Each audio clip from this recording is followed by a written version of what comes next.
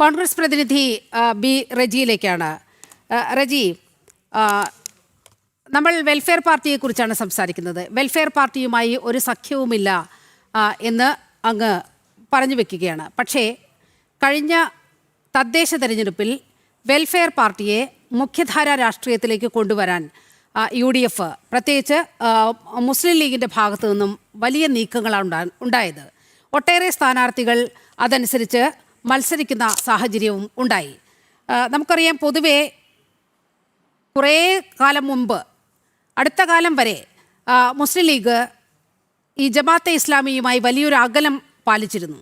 യഥാർത്ഥത്തിൽ അവരെ അവരുടെ രാഷ്ട്രീയ ധാരയിലേക്ക് കൊണ്ടുവരാൻ ഒരു ശ്രമം നടത്തിയിരുന്നില്ല. പക്ഷേ കഴിഞ്ഞ 10 വർഷമായി അധികാരത്തിന് പുറത്താണ് മുസ്ലിം ലീഗ്.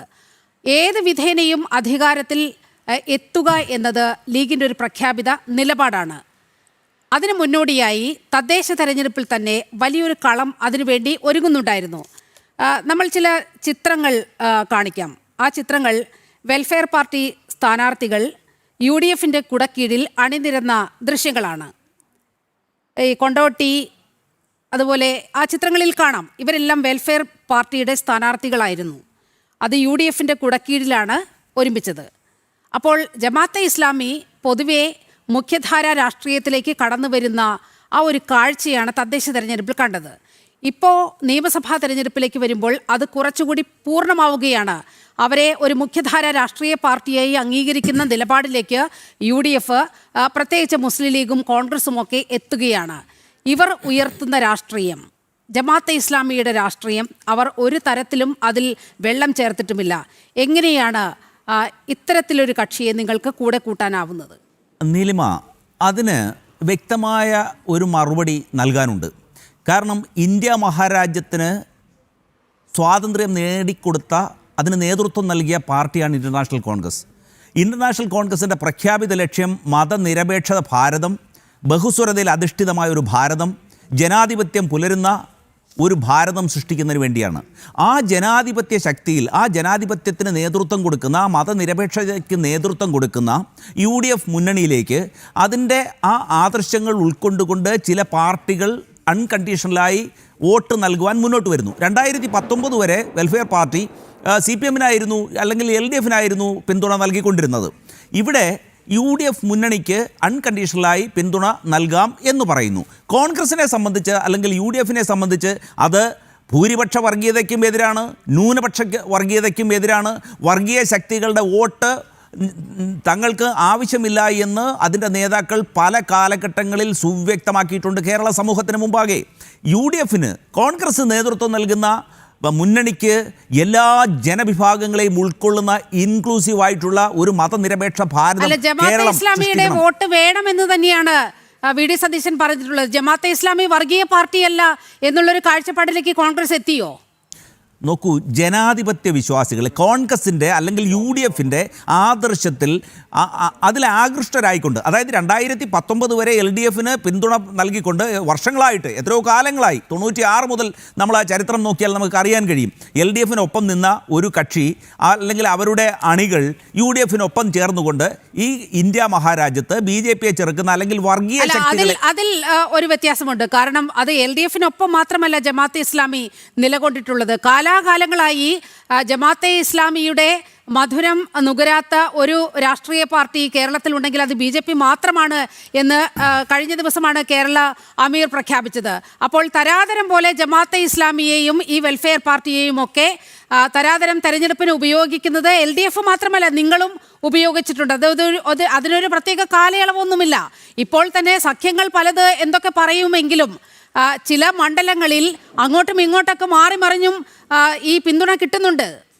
നോക്കൂ, 2011 എൻ്റെ ഓർമ്മ ഈ വെൽഫെയർ പാർട്ടി ഫോം ചെയ്തിട്ട് അതൊരു രാഷ്ട്രീയ പ്രസ്ഥാനമായി രൂപം ചെയ്തുകൊണ്ട് ഈ ഇന്ത്യ മഹാരാജ്യത്തെ തെരഞ്ഞെടുപ്പ് പ്രക്രിയയിൽ പങ്കാളിയായിക്കൊണ്ട് ജനാധിപത്യത്തിൻ്റെ ഭാഗമായി മാറിയിരിക്കുന്നു.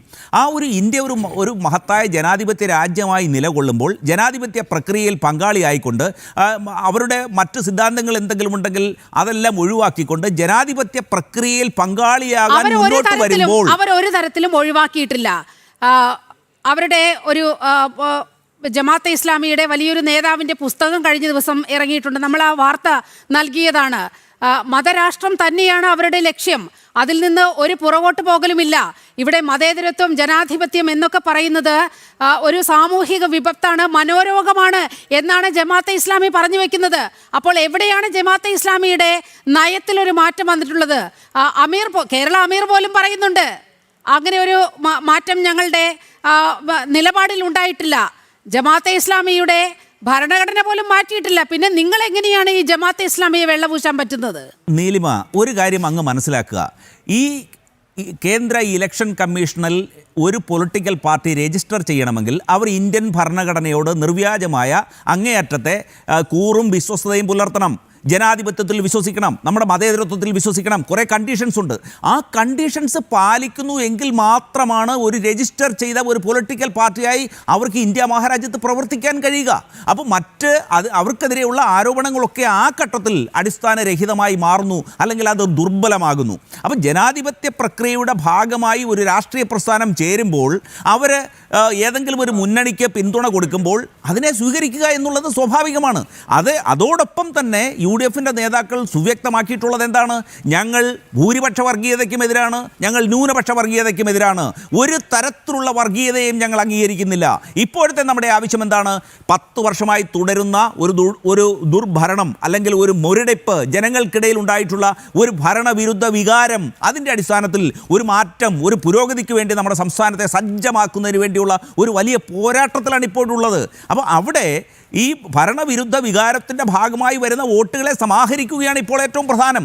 അങ്ങനെ ഇരിക്കുന്ന ഒരു ഘട്ടത്തിലാണ് ഈ കോൺഗ്രസ് മുക്ത ഭാരതത്തിനു വേണ്ടി നിലകൊള്ളുന്ന BJP ഒരു തരത്തിൽ അല്ലെങ്കിൽ മറ്റൊരു തരത്തിൽ ഇടതുപക്ഷ മുന്നണിയെ സഹായിക്കാൻ മുന്നോട്ട് വരുന്നു എന്നുള്ള ഒരു വാദഗതി, അല്ലെങ്കിൽ അങ്ങനെ ഒരു ആരോപണം ഉന്നയിക്കുന്നത്. അതിൻ്റെ പ്രധാനപ്പെട്ട കാരണം എന്താണ്? BJPക്ക് കേരളത്തിൽ 16% വോട്ട് മാത്രമാണ്. ഏതാണ്ട് 45% വോട്ട് സമാഹരിച്ചുകൊണ്ട് ലോക്സഭാ ഇലക്ഷനിൽ അല്ലെങ്കിൽ തദ്ദേശ സ്വയംഭരണ സ്ഥാപന തെരഞ്ഞെടുപ്പിൽ മുന്നിൽ നിൽക്കുന്ന UDF-നാണ് ഈ ഒരു ഭരണത്തിൽ, അല്ലെങ്കിൽ ഈ ഒരു ഭരണവിരുദ്ധ വികാരം അതിൻ്റെ എല്ലാ അർത്ഥത്തിലും അതിൻ്റെ നേട്ടം കൈയാളുവാനും ജനങ്ങളുടെ വിശ്വാസം ആർജിക്കുവാനും കഴിഞ്ഞിട്ടുള്ളത്.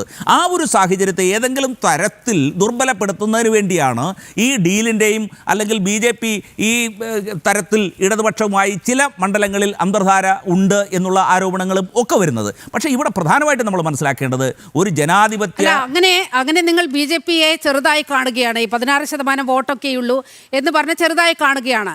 അങ്ങനെയെങ്കിൽ മഞ്ചേശ്വരത്ത് എന്തിനാണ് നിർബന്ധിച്ച് SDPയുടെ സ്ഥാനാർത്ഥിയെ പിൻവലിപ്പിക്കുന്ന സാഹചര്യം ഉണ്ടായത്?